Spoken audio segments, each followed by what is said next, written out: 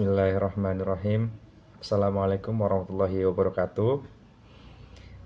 Yang saya hormati Bapak Muhammad Mofa Al-Afghani selaku dosen mata kuliah Haki. Yang saya hormati teman-teman semester 7 dan semuanya yang mungkin menyimak video ini. Izinkan pada kesempatan ini saya akan membahas terkait materi yang berjudul Peraturan Pemerintah Republik Indonesia Nomor 56 Tahun 2021 tentang pengelolaan royalti hak cipta lagu dan atau musik.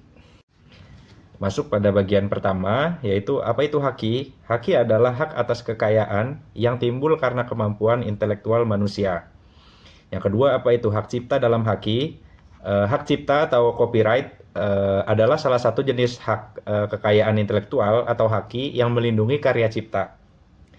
Ada beberapa contoh hak cipta dalam haki seperti karya sastra, itu dalam bentuk buku, artikel, atau puisi.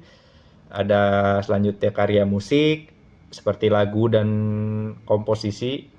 Selanjutnya ada karya seni, seperti lukisan, patung, dan fotografi. Selanjutnya ada karya sinematografi, seperti film. Yang selanjutnya ada karya software dan program komputer. Yang terakhir ada karya desain grafis dan industri. Apa saja hak yang dilindungi dalam hal ini? Yang pertama ada hak untuk menghasilkan dan menjual salinan karya. Hak untuk mengadaptasi atau menerjemahkan karya.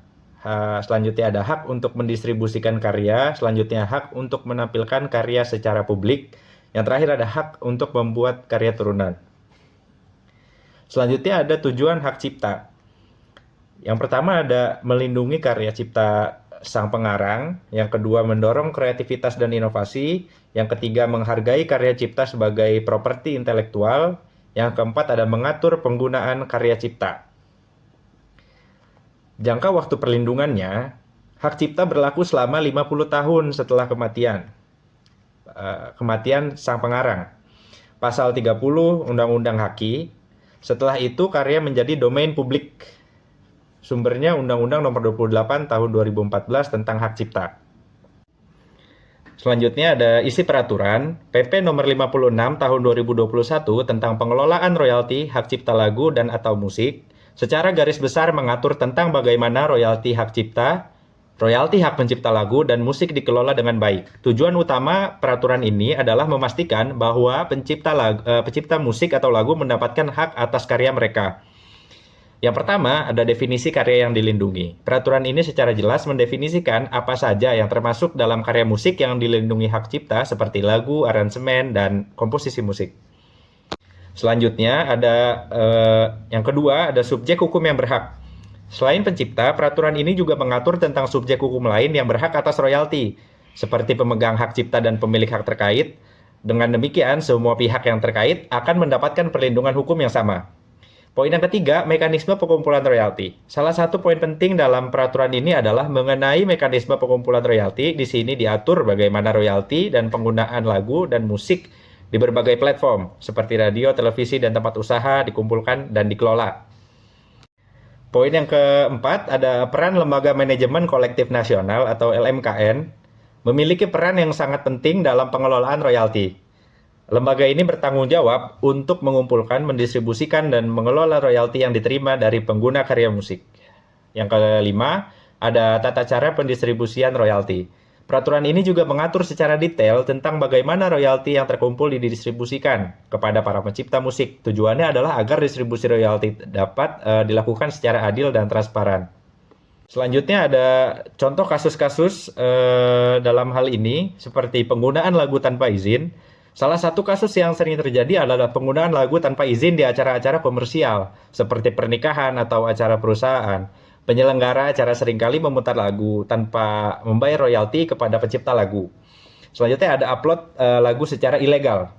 Di era digital, banyak orang yang dengan mudah mengunggah lagu secara ilegal ke berbagai platform seperti YouTube, TikTok, dan lain-lain. Hal ini merugikan pencipta karena mereka kehilangan kehilangan potensi pendapatan dari streaming atau penjualan lagu. Selanjutnya ada penggunaan stempel tanpa izin. Musisi seringkali menggunakan stempel dari lagu lain dalam karya mereka. Namun, jika tidak mendapatkan izin dari pemilik hak cipta, hal ini dapat dianggap sebagai pelanggaran hak cipta. Dampak pelanggaran hak cipta, yang pertama jelas kerugian material. Pelanggaran hak cipta dapat menyebabkan kerugian material bagi pencipta musik karena mereka kehilangan potensi pendapatan dari royalti. Yang kedua ada kerugian moral. Selain kerugian material, pelanggaran hak cipta juga dapat menimbulkan kerugian moral bagi pencipta musik karena karya mereka digunakan tanpa izin dan penghargaan yang semestinya. Selanjutnya ada sanksi bagi pelanggar. Sanksi yang dapat dijatuhkan kepada pelaku yang melanggar peraturan pemerintah nomor 56 tahun 2021 ini seperti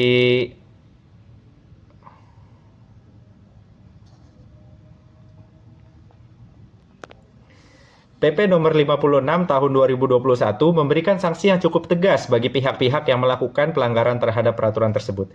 Sanksi-sanksi ini bertujuan untuk memberikan efek jera dan melindungi hak-hak pencipta musik. Jenis-jenis sanksinya ada sanksi administratif. Selanjutnya ada teguran. Pihak yang melanggar dapat diberikan teguran tertulis sebagai peringatan pertama.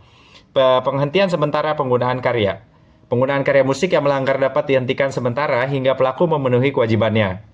Selanjutnya ada denda. Pelaku dapat dikenakan denda administratif sesuai dengan ketentuan yang berlaku. Selanjutnya ada sanksi pidana. Pidana penjara bagi pelanggar yang tindakannya memenuhi unsur pidana. Dapat dikenakan pidana penjara sesuai dengan ketentuan dalam Undang-Undang Hak Cipta. Selanjutnya ada denda selain pidana penjara, pelaku juga dapat dikenakan denda yang cukup besar. Dasar hukum sanksi ini didasarkan pada ketentuan dalam PP nomor 56 tahun 2021 dan Undang-Undang nomor 28 tahun 2014 tentang hak cipta.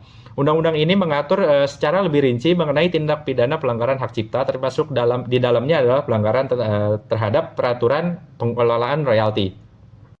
Selanjutnya faktor yang mempengaruhi berat ringannya sanksi. Yang pertama ada tingkat kesengajaan. Pelanggaran yang dilakukan secara sengaja biasanya akan dikenai sanksi yang lebih berat dibandingkan dengan pelanggaran yang dilakukan karena ketidaktahuan. Selanjutnya ada kerugian material. Besarnya kerugian material yang ditimbulkan oleh pelanggar juga akan mempengaruhi berat ringannya sanksi. Yang ketiga ada frekuensi pelanggaran. Pelaku yang sering melakukan pelanggaran akan dikenai sanksi yang lebih berat dibandingkan dengan pelaku yang baru pertama kali melakukan pelanggaran. Contoh pelanggaran dan sanksinya, yang pertama, menggunakan lagu tanpa izin di tempat usaha. Pelaku dapat dikenakan denda administratif dan diwajibkan membayar royalti yang terutang. Yang kedua, mengunggah lagu secara ilegal di internet. Pelaku dapat dikenai sanksi pidana penjara dan denda, serta diwajibkan menghapus konten yang melanggar. Memasukkan karya musik, pelaku dapat dikenakan sanksi pidana penjara dan denda, serta diwajibkan membayar ganti rugi kepada pemilik hak cipta.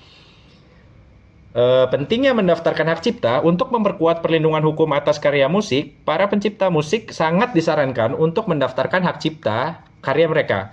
Dengan adanya pendaftaran akan lebih mudah untuk membuktikan kepemilikan dan menuntut pihak yang melakukan pelanggaran. Jadi kesimpulannya, PP nomor 56 tahun 2021 memberikan payung hukum yang kuat bagi para pencipta musik di Indonesia. Dengan adanya sanksi yang tegas, diharapkan dapat mencegah terjadinya pelanggaran hak cipta dan menciptakan lingkungan yang kondusif bagi perkembangan industri musik nasional. Selanjutnya, ada solusi yang ditawarkan oleh peraturan ini. Peraturan Pemerintah Nomor 56 Tahun 2021 diharapkan dapat mengatasi masalah-masalah tersebut dengan cara memberikan sanksi yang tegas bagi pelanggar hak cipta. Selain itu, peraturan ini juga memperkuat posisi pencipta musik dalam menuntut hak-haknya. Meskipun peraturan pemerintah nomor 56 tahun 2021 merupakan langkah maju dalam perlindungan hak cipta, implementasinya tidak lepas dari berbagai tantangan. Seperti kesadaran masyarakat, masih banyak masyarakat yang belum sepenuhnya memahami pentingnya hak cipta dan bagaimana cara menghormati karya orang lain. Akibatnya, pelanggaran hak cipta masih sering terjadi. Yang kedua, teknologi digital. Perkembangan teknologi digital memudahkan distribusi karya sangat cepat dan mudah. Di satu sisi, ini membuka peluang bagi para pencipta, namun di sisi lain juga memudahkan terjadinya pelanggaran terhadap hak cipta. Selanjutnya ada kompleksitas sistem. Sistem pengelolaan royalti yang diatur dalam peraturan ini sebetulnya cukup kompleks, dibutuhkan waktu dan upaya yang besar untuk membangun sistem yang efisien dan transparan. Dan beberapa solusi seperti sosialisasi dan edukasi, pemerintah dan pelaku industri musik serta masyarakat perlu bekerja sama untuk meningkatkan kesadaran masyarakat tentang pentingnya hak cipta melalui berbagai kegiatan sosial dan edukasi, seperti penguatan penegakan hukum. Penegakan hukum terhadap pelanggaran hak cipta perlu diperkuat. Hukuman yang diberikan kepada pelanggar harus bersifat efektif sebagai efek jera. Selanjutnya ada pemanfaatan teknologi. Teknologi dapat dimanfaatkan untuk mempermudah pelacakan dan pencegahan pelanggaran hak cipta. Misalnya pelanggaran menggunakan teknologi watermark atau tanda air lah kita sebutnya, atau fingerprinting. Selanjutnya ada kolaborasi dengan platform digital. Pemerintah perlu menjalin kerjasama dengan platform digital untuk memastikan bahwa mereka ikut berperan dalam melindungi hak cipta. Baik, selanjutnya kita sampai ke kesimpulan yang terakhir. Perlindungan hak cipta merupakan tanggung jawab bersama dengan kerjasama antara pemerintah, pelaku industri musik, dan masyarakat. Kita dapat menciptakan ekosistem musik yang sehat dan berkelanjutan, di mana para pencipta musik dapat hidup layak dari hasil karya mereka. Karena berdasarkan apa yang kita lihat, beberapa pencipta musik yang sebetulnya viral, entah di masa lalu atau di masa sekarang, itu banyak yang hidupnya tidak sejahtera. Sedangkan orang yang mengaransemenkan atau ibaratnya mengcover lagu tersebut itu mendapatkan banyak keuntungan dari lagu orang lain yang berasal dari AdSense dan lainnya. Ya, itu sangat tidak adil. Jadi sekian untuk tugas UAS mata kuliah Haki saya. Kurang lebihnya mohon maaf. Terima kasih atas segala perhatian. Wassalamualaikum warahmatullahi wabarakatuh.